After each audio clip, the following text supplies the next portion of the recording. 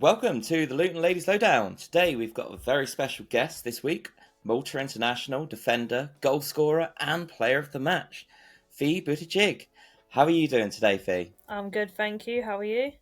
Awesome, yeah, I'm doing really well, thanks. Had a long old day at work and then a big old drive home from Stevenage. The Nice. traffic isn't very nice on the way through Hitchin, but it is what it is. There we go.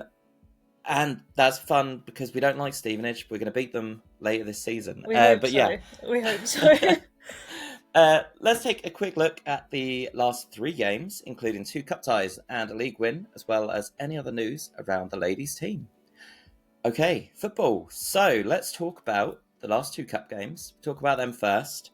We'll brush over the league fixture, get that out of the way, because I wasn't able to, unfortunately, attend that one, and I don't believe you were at that one as well, because you were off on international duty, I think. So that was we'll start with that. It was a 2-0 league win against Bowes and Pitsea away at Bowes and Pitsea. It continues the league form that's kept Luton in second position, despite the backlog that is building and is continuing to build with all these cup games that the ladies are getting involved in. 2 goals scored by Shanice. Obviously, you must have spoken to the team about it. How did it sound from your perspective? Obviously, Bowers being nearer the bottom of the league, didn't really know what to expect. I think we haven't played them before this season, so apparently it was quite a tough game. Like, from what I've heard, it appears that they should maybe be higher in the table than what they are. So it'll be interesting when we play them at home to see what they're like the second time around. Definitely, and there's it's good at least to get another league game under the belt, because so far the backlog has been growing. As I say, we are, I think, slowly starting to catch up a bit. We've got another league fixture coming up next weekend, but also that is a nice segue into the fact that the other 2 games were cup games, which has been some of the cause of this backlog. So if you cast your mind back a couple of weeks ago, it was a lovely little victory in the County Cup against AFC Dunstable. Excuse me. The game was played at Lee Manor. How was it playing in Luton? It was good. I mean, the change of venue at the last minute is always a bit of I don't know, unsettles the team a bit, I think. But we knew what we had to do in the cup, and I think in any game that we play, if we just play our game and focus on us, then I've got no doubt that we can perform well. So And it was a brilliant game. That was a 5-0 victory. There was a nice bit of support I felt from also kind of Dunstable fans and Luton fans. Obviously, with it being a local fixture, there was a nice little build up of people there. And there were 5 goals scored in the game. They were scored by yourself, Amber, Leah, Jess, and Tash. So it was a great victory, and that actually puts Luton up against Real Bedford, our old rivals from the last season. And that game is going to be at the Kenilworth Road ground on the 20th of March at a 7:45 kickoff. How excited are you and the girls for that fixture? it's always good to get to a cup final. I think obviously the league's been our main focus for the last, well, since I've been playing for Luton, really, the last 4 seasons. But it's always good to get a good cup run, whatever cup it might be. And, any push for silverware is obviously, it's a good time. And to have the celebrations if we do win afterwards is always just really, really good. So And obviously this will be another fixture back at the Kenilworth Road. So how is it kind of playing at the Kenilworth Road? I've always said it's probably one of my favourite places I've ever played. Like, the pitch is impeccable. You can't blame anything else if you take a bad touch or misplace a pass. Sure. But yeah, I think we always get really good support there as well. So to be back there will be, a really good game. Yeah, definitely. So if anyone is available on the 20th of March, get yourself down to Kenilworth Road. 7:45 kickoff. It's going to be a brilliant fixture against Luton and obviously last season's league winners, Real Bedford. So get down there. I'll be there. So come say hey if you see me as well. Then the other fixture was our other cup game. This was the League County Cup. League Cup. This is League Cup, right? Yeah, sorry. So this is the League Cup fixture. And that was on Sunday, just gone. And we beat the current league top position, obviously just due to fixtures. That's going to change at some point very soon. Royston, and that was a brilliant victory. I would probably say I thought it was a bit of a tough game. It was a very, very quick goal scored after 1 minute, which is really good. But then I felt a bit of pressure on the team.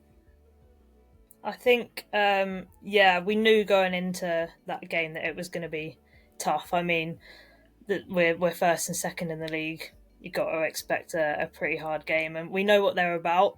So we've been working on it in training, how to play against them, sort of thing. So I don't think we played our best, but we did the job, which was the main thing. And I do think that our passion and our togetherness in the team really got us through.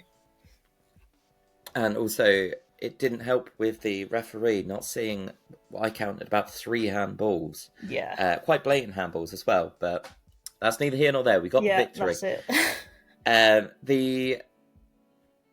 They equalised in the 45+1, and it was then a lot of pressure from them, but obviously it was a good defending by obviously yourself and Tan, Ellie, and Leah, and then also Farms obviously later in the game. But it was in the extra time second half where there was a corner.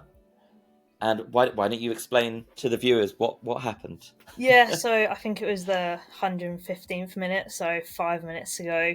And I do love a corner. For some reason, it's always been sort of my thing. So, yeah, I didn't really think about it too much. I didn't actually know how long there was left of the game, but as I always do, try and just get a good cross into the box and try and cause some problems. And I couldn't really see what was going on from where I was standing, but I saw it hit the back of the net, and yeah, it was just incredible. Absolutely incredible. Yeah, I was behind the bench at that point, and it absolutely erupted. So yeah, that was a fantastic goal from you. It's also not your first goal from a corner this season, is it? No, I got one in the FA Cup as well. I'm weirdly notorious for scoring from corners. I think I got at least one last year as well, and the year before. So, wow. Okay. Yeah, it's well, a bit of a weird one. Long may they continue. Hopefully, is all I'll say. And then, obviously, in the dying moments, Sian put in a heck of a amount of pressure on their goalkeeper, and it just bounced off her into the goal. It was brilliant to see. And then again, more explosions from the bench at that point. Yeah, I think that really just settled us down. Obviously, a 1-goal lead's never a given in a game, and when it's in extra time, sort of at the end of a semi-final, it's even more pressure. So to have that go in, we knew the last couple of minutes of added time was a bit more calm and collected rather than a massive panic. But yeah, having T up front come on, inject some energy into the game and really put pressure on their defence was obviously paid off. So that was brilliant. Definitely. And obviously what an incredible crowd there were that day. I think it was it wasn't too I think it was a bit less obviously, but it wasn't that far away from obviously the Brighton fixture. I think I had a chat with Owen, and he said there were over 400 people there on that day. Yes, that's insane, to be honest. And it's stuff like that as well that carries the team through. Like, we do hear everybody, and it's really good to be in that kind of atmosphere when you're on the pitch as well. So I think it gives us an edge over any away team that comes to Barton. For sure. And also a massive shout out to the Scandinavian Hatters as well for turning up and showing the support, not just for the men's team, but also for the women's team as well. No, it's brilliant. That's really good. Really enjoyed that. And so, obviously, that brings us on to your Malta call-up. So, congratulations, first of all. Obviously, absolutely incredible achievement. What does the call-up process look like from start to finish? So, my process has kind of been going on for about a year and a half, so it's been quite long. But obviously, there's a lot of paperwork and stuff like that involved to try and get things ready. But yeah, I've been having talks with the head coach there, and she was kind of hoping to bring me in at some point. So to actually have that come about in the last few months. I went over to Malta in January to sort some final things out. So it's just been really exciting, and obviously like an opportunity that not many people in the world get to experience. So yeah, just kind of rolling with it, and you never know what can happen. So it was just an unbelievable experience. Definitely. And obviously, you did actually get a game, and I think you got another appearance as well in it was the competition, wasn't it? Yeah, so we played Cyprus in the first game. I managed to get 15 minutes at the end in that game, and then our second game was against Andorra, and I actually started that game, which was quite unexpected. But yeah, Sure. it's just really unbelievable. Like the whole journey was just I can't really describe it. Doesn't feel real. Sure. No, I can imagine it's a hell of an achievement for sure. But yeah, congratulations to you Thank you for very that. much. Um, okay, so moving on ever so slightly now. So, what would you say your favourite Luton Town ladies memory is? I would have to say the Brighton game, just because. I mean, I don't know how we're going to top that. Sure. Playing a WSL team is obviously, when you enter the FA Cup, it's kind of the goal to get to the fourth round and just hope that you get one. So I don't know, our whole journey in that FA Cup run seemed to be going our way. So when we beat Keynsham in the round before, I know we were all at work or whatever watching the draw, and when we saw it was Brighton, it was like it's just such a good feeling, because it's a massive occasion, and it's a really good challenge for all of us as well to see how we play against like some of the elite. So Yeah, literally one of the best teams in the country, right? So yeah, it was, and obviously I've spoken about this before on the podcast. Obviously, there was that period of 20-25 minutes at the start where you were holding your own against a WSL team. So it was absolutely phenomenal to watch as a fan. yeah, But it I can was imagine it even was better from really yours. really good in the game as well. It was kind of hard to believe you got sort of half an hour into the game and we were like, "This is actually still 0-0 here." Yeah, Like we could actually get into half time. Obviously, it ended up being 2-0 at half time, but I still like we all went in absolutely buzzing it into the changing rooms at half time, and then I don't even think obviously finished 6-0. It's not even a bad result. You no, see teams in the WSL beat each other 6-0, so yeah, yeah, yeah. we were all really happy. I mean, even in this league, like scores are way above and Yeah. beyond that. So yeah, it was an incredible display uh, of prowess from the Luton Ladies in that game. So I can definitely tell why it's one of your favourite memories. Cool. So how did you get into football? Where have you played? What teams have you played with? How did you end up at the Luton Ladies? So I mean, I got a twin brother, so just started off like playing in the garden, obviously with him. Used to make him go in goal all the time against me. Um, and he played for Maidstone United when he was younger, so I used to go to like his training sessions and have a kick about with my dad, and I just absolutely loved football. So I think in primary school, might have been in year seven actually. In secondary, there was another girl in my class, and she played for a girls' team, just a local team. She said, "Oh, do you want to come down?" So I did, and never really looked back. So from there, I went to Gillingham under 17s. Then went on loan to a team called Aylesford, who were in Tier 5. Well, they were in Tier 5 when I joined. And then my partner's from Luton, so when we moved in together, obviously I moved up here, and that was that. I've been here ever since. So Wow, awesome! And obviously, it's great having you on the team because you are one of the best corner takers I've seen thank you very in much. men or women's football, both. There you go. That's a good Cool. compliment. Yeah. Do you have any pre-match rituals? Are you superstitious at all? Not really, to be honest. I try and eat the same things before Okay. games, but I wouldn't say it's really a ritual. I just kind of, yeah, just go with how I feel on the day, really. Okay. Cool. And do you get nervous before games at all? Yeah, I do, especially bigger games, but once I'm on the pitch, I'm fine. It's just like overthinking the build up to it, and especially I think midweek games when you've got the whole day you're at work, sort of Sure. thinking about it. But yeah, as soon as I get on the pitch, it kind of all goes away. So. And obviously, there are going to be more midweek games coming up, right? Yeah, Because obviously, the fixture build-up has led to that to happen. I do like a game under the lights, though.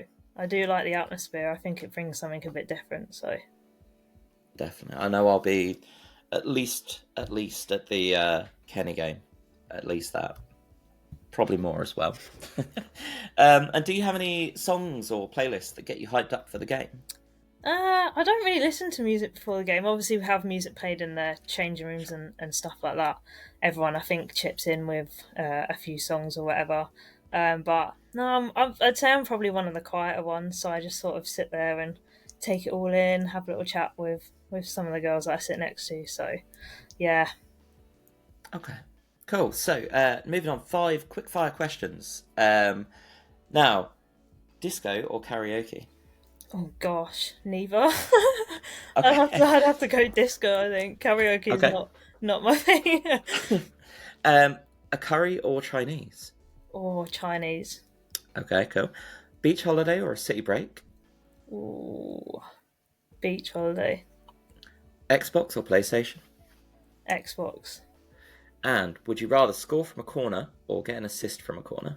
Oh, I'll take the assist. I love an assist. Okay. And you've got more than a handful of those this season as well. Yeah, I think most of my assists have probably come from corners. So. Cool. So moving on. Now on to the next fixture. I guess that's the next section. So the next game is a league fixture, which is going to be against Cambridge at Cambridge City Football Club, which I believe is a new ground this season, as in the stadium is new. And that is on Sunday the 9th at 2:00. So if you're available, please get yourself over there, support the ladies. So they are currently bottom of the league. Not that that means anything, obviously, but how do you see this game going? I think we've just got to take every game one at a time at this point. Like 3 points in every single game now is really vital. Obviously, we know that Royston dropped 2 points. They got a draw not too long ago. So if we continue winning games, then that puts us in really good stead going forward in the season. So I think, yeah, we just treat it as another cup final, really, and I think we'll be good. For sure. And then speaking of cup finals, obviously the other cup final is going to be against either Stevenage or Enfield, I think. Enfield, yes. Stevenage or Enfield. Who would you prefer? Ooh, I mean, for the game, I think like us versus Stevenage is always a really, really good game. Yep. Enfield, I don't know too much about, and that was also a really difficult game actually in the league. I think we only won 1-0. So for the occasion, I would go Stevenage. And obviously, there's a lot of local rivalry, isn't Yeah, there? that's players it. switch in between. And yeah, I think it would be just a good day for everyone. Everyone would be really up for it. So. And that is going to be another final that the Luton Ladies are in as well. So yeah. Incredibly exciting all around. But as I say, this Sunday, the 9th, 2:00, Cambridge City Football Club, Luton Ladies are going to be playing. 20th of March, Luton Ladies are playing against Real Bedford at Kenilworth Road at 7:45. And that is everything for the pod. Thank you so much for coming on, Fee. Is there anything you'd like to add at the end? I just thank you for having me. I really appreciate it. And of course. Yeah. No worries. So happy to have you on. And lastly, a very quick thank you to Blackstar and Carry On for making us sound great. And a shout out to the pod sponsor, the Record Shop in Amersham. They've got vinyl, CDs, guitars, and more. If you mention the OK Football Show and you're nice, you will get a discount. Thank you for listening. Come on, you Hatters.